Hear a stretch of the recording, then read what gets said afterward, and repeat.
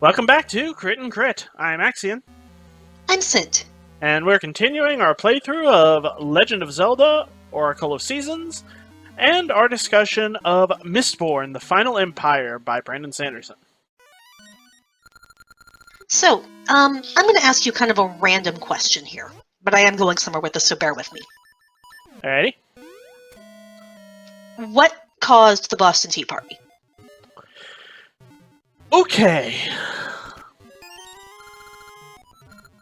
To my understanding, the Boston Tea Party was the last and most recognizable of a series of historical events regarding the conflict between the American colonies and the Mother Empire in Britain regarding the need for taxable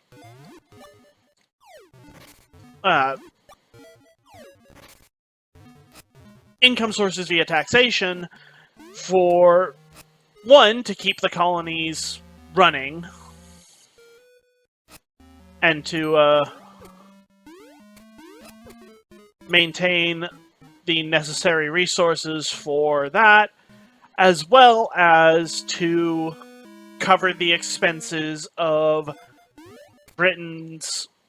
especially Britain's navy, in the recent conflicts they'd had with Spain and France that the colonies were a party to and a front in the conflict for. More or less. I'm actually trying to get a little more specific. Are you familiar with the Intolerable Acts, as they were called? In passing, but I do not remember specifically what they were beyond the taxation, because it has been 20 years since I was in high school. Right.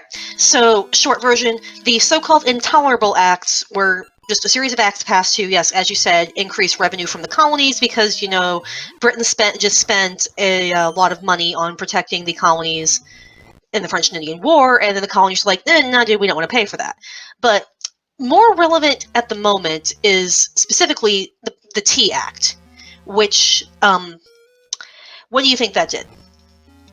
I presume it increased the expectation of funds to be spent on tea. Yes, how would it do that? I don't remember. So, I remember hearing when I was younger that it raised the price of tea. It did not. What it did was give the East India Company a monopoly on tea in the colonies, which brought the price down. But among the founding fathers, there were people making bank on smuggling tea. So the Tea Act, by lowering the price of tea, was cutting into their profit margins. And that is actually what led the Sons of Liberty to protest the tea prices.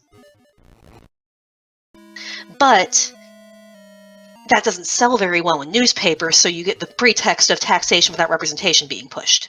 But it's about the bottom line. In the end, it wasn't about ideals at all. It was about fat cash.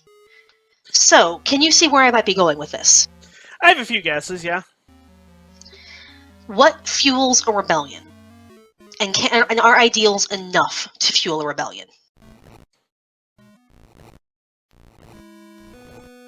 I hate this puzzle. I solved it earlier and now I can't remember the solution.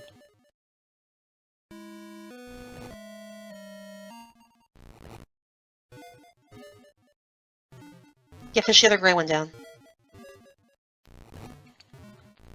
I remember now.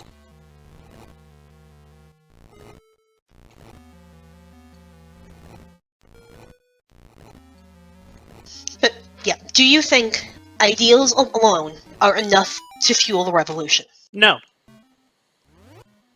Which is really funny because the number of people I run into who do think that, yeah, ideals alone are enough, good always conquers evil, blah blah blah blah blah, is astounding. Ideals sometimes lead to action, but just as often, if not more so, lead to armchair philosophy, basically. Basically, yeah. So, in the context of Mistborn, it's not really the idealists who actually fuel the revolution. I mean, yeah, they're there. You have those like Yedden in particular for this case because he's the one bankrolling the Thieves Guild who's doing this. But you also have the argument that we see come up a few times between Kelsier and Marsh, because Marsh actually used to have Yedden's job, in fact actually being in charge of the revolution because he believed in it. Mm-hmm. But Marsh finally stepped down because they were just making no progress and he didn't want to see people throw their lives away. Yedden also truly believes in it, and it's the fact that he does believe in it so strongly makes him actually start having second thoughts about hiring Kelsier's crew because, well, they're not exactly the best people. Yeah, and they clearly aren't doing this for the ideals of the revolution. They're doing this because you're paying them. Yep. This is a paycheck to them. This is a job. Yep, which is what brought me to the Boston Tea Party.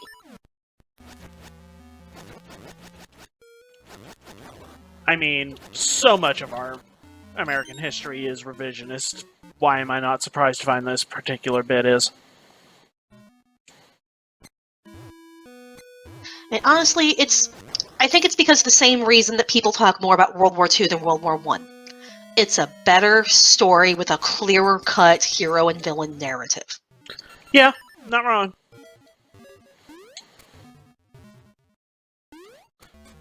If only we'd learned the lessons about who the frickin' villains were in World War II, except, here we are again, it's the 2020s, and apparently we haven't solved that problem. But I digress. Yeah, it's about to say, that's a longer discussion. Yeah. Anyway, so, ideals are necessary to get the revolution really started, because even if the American Revolution was kind of hinging on, yeah, no, we just want to make more profits, they had to know what the general sentiment was to be able to come up with something that would reasonably convince people to be on board with it. So, if those ideals had not been present in the general public zeitgeist, it wouldn't have stuck. So just because it wasn't their reason for the revolution doesn't mean it wasn't a major motivator for a lot of people. We're kind of hogfathering this. You have to believe in things that aren't true, how else can they become? Yep. And when it comes to something like that, I don't know if that's necessarily a lie. Like, some people would believe it, and, after a while, you get your true believers on board with something, even if that wasn't the actual impetus for an event happening. Which I think we've talked about before. Yep. But, as we've discussed multiple times, in the final Empire, if you are part of the Ska caste, your life pretty much sucks. You are disposable. Like, explicitly so. At best, you are allowed to have a specialized trade and make a little bit of money and have a halfway comfortable living. But Link fall down, go boom. Yeah, he didn't jump for some reason. Yep. But yeah, you are disposable. If somebody does something big and flashy and the Lord Ruler feels the need to make an example, he's not going to track down the person who actually did it. He's going to grab 100 random people, and if you happen to be on the wrong street at the wrong time, doesn't matter how good a citizen you've been, goodbye. Yep. You're not valuable enough to be specifically excluded. Yep. It's even worse if you're a girl, because Ska women are often just treated as playthings, and then by law they have to be killed because, we don't want any half-breeds who might get superpowers that can stand up to us. So, with that in mind, yeah, you're gonna have people who are willing to, man, if there was any hope of us overthrowing this, I'd be on board with this because, dang, this sucks. So does that. Yep. That's the third time I've died in this dungeon? Yep, so even if it's not really the gang's motivation for getting involved with the revolution, they sympathize with it, And they definitely know that other people are going to sympathize with it. I mean, half their job is stirring up support for it. And again, you can't do that without knowing how to do it. What would make people do that? Breeze especially is a great example of this because his job is to literally monitor the emotions of people so he can figure out how to influence them in the right direction. You have to be in touch with your audience enough to know what makes them tick, which means you do have to have a base level of understanding of what they actually need to happen. Because, honestly, if you're just pushing stuff that benefits you and only you, without any sort of concession to those who rely on you, you're not going to be able to gather that much support. You have to find a way to resonate, or it's not going to work. Yep, your target audience is going to be too limited. And Kelsier does have a very strong motivation that actually isn't related to money, or really about the whole injustice of it all. Like, yes, he understands the injustice of it all, but what he wants is revenge.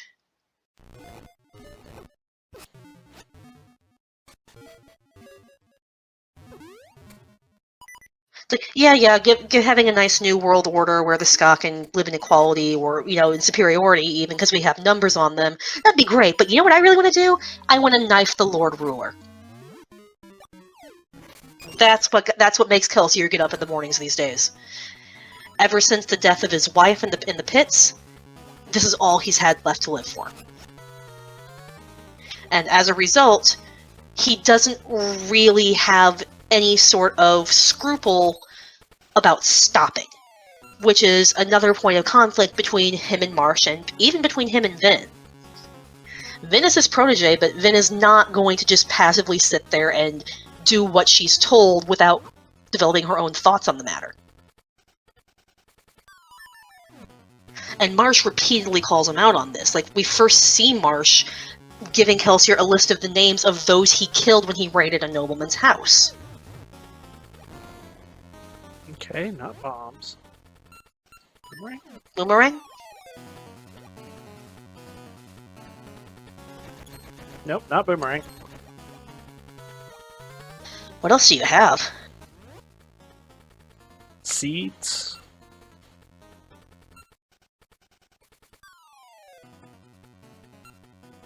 Let's try fire seeds. Nope. What's the horn? It summons the flying bear, but he's not here right now.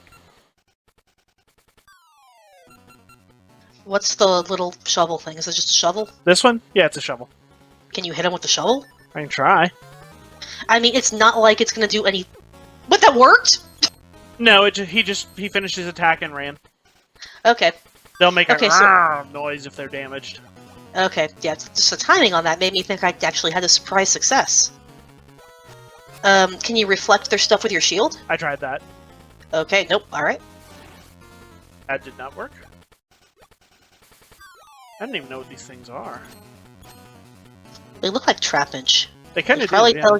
Which probably tells you the game franchise I've probably played the most. Which, I mean, given the fact that I'm represented by a mischievous, probably doesn't surprise anybody.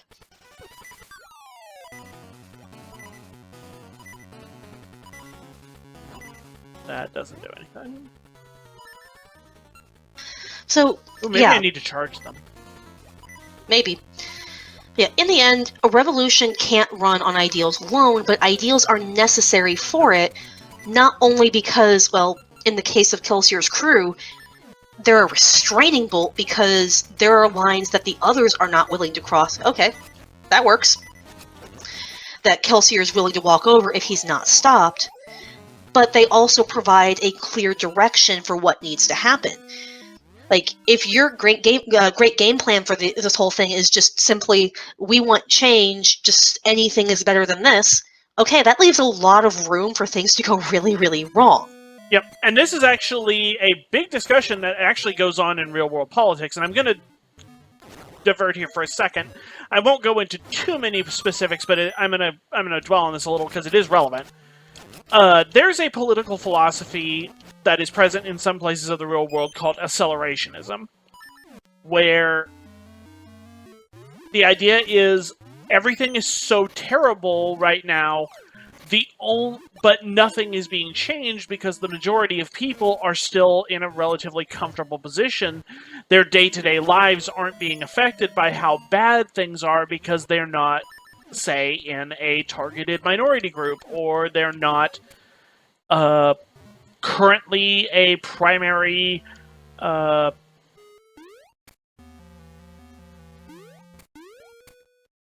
of a subclass that people in authority are hostile to.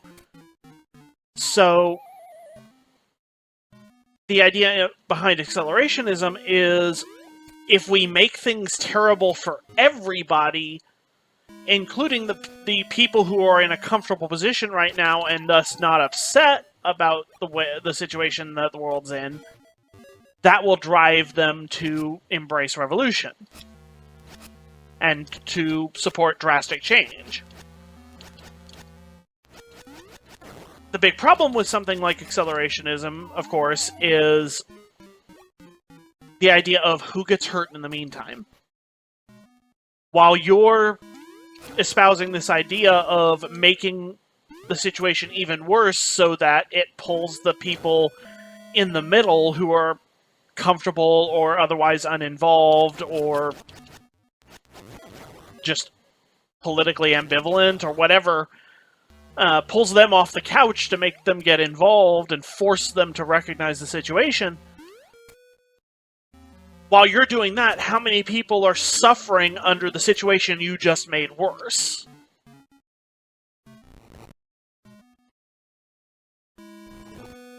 And you can see how, I'm sure you can see pretty easily how that kind of thing can get exacerbated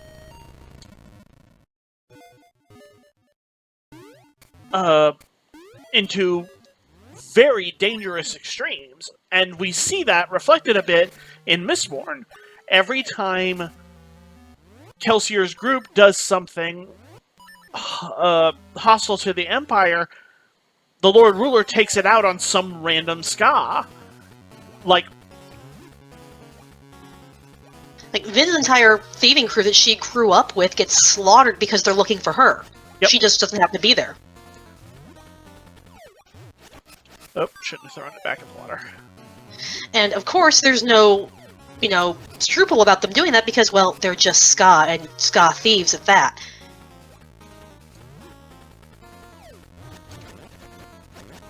Yep. Nobody's gonna feel bad about killing them. Yep. In fact, there's only, one of the nobility that bothers to raise any protest to it, and that's Elend, and he really gets himself killed because the Inquisitor can't tell him apart from Ska. Because the Inquisitors can't really see that well. Yep. And they know that some of the Ska they're targeting are, 1, Allomancers, and 2, dressed as nobility. See Lord Renew. Who I'm pretty sure the Inquisitors, well, 1, either they recognize him as Khandra and just know he's working for the enemy, or 2, they captured him among the rebel Ska. They just assume he's just another disguised Ska pretending to be a nobleman like Vin or Kelsier. Okay, here's the boss room. I'll need to come back here when I have that key. But yeah, that said though, while the ideals are good, it wouldn't have happened, the revolution would not have happened without Yen being able to bankroll Kelsier's crew. Because while they might not have had the ideals themselves, they did have the expertise and the resources that the revolution needed to succeed. And the willingness to take action. Yep. So, yeah, it's not just one thing. You need, basically, all the cards need to fall in the right place. You need the resources, you need the placement, you need the skills, you need the networking, you need the funds, and you need the ideals. It all has to come together, or things don't go so well. But in the end, they are able to kill the Lord Ruler, though now they have to actually clean up the mess. Though at least Kelsier did leave them with a plan, utilizing their skills for who should be in charge of what so we can not make a complete hash of this. Yep, and then you also had Ellen at the end coming in and saying, "Look, we need to make arrangements for this, that, and the other thing, or else, like, the Ska are just going to keep killing people left, right, and center, and it's not going to actually solve anything."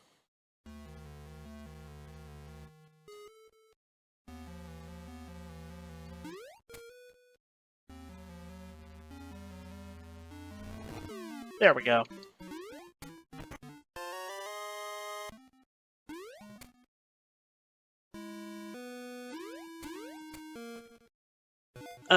Yeah.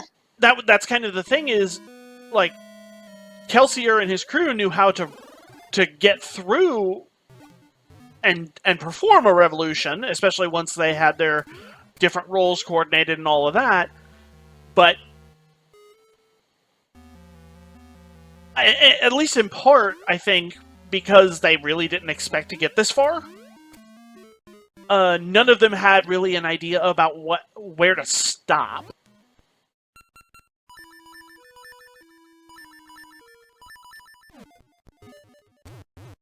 And that's where Ellen came in and kind of was able to point out, "Oh, hello.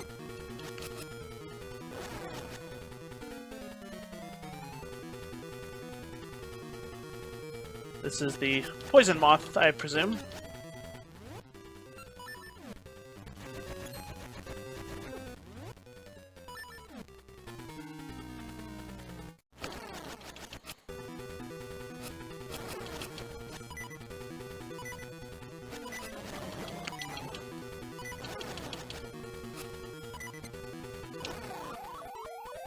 Well,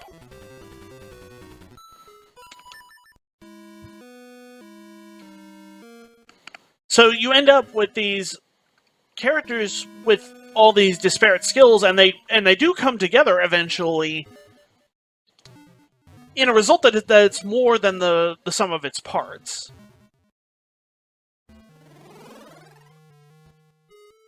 And that's basically what allows the actual revolution to work in a lot of ways, where it was not likely to succeed before, because yes, you've got the ideals, but you've also got the people capable and the people willing to take the actual necessary actions.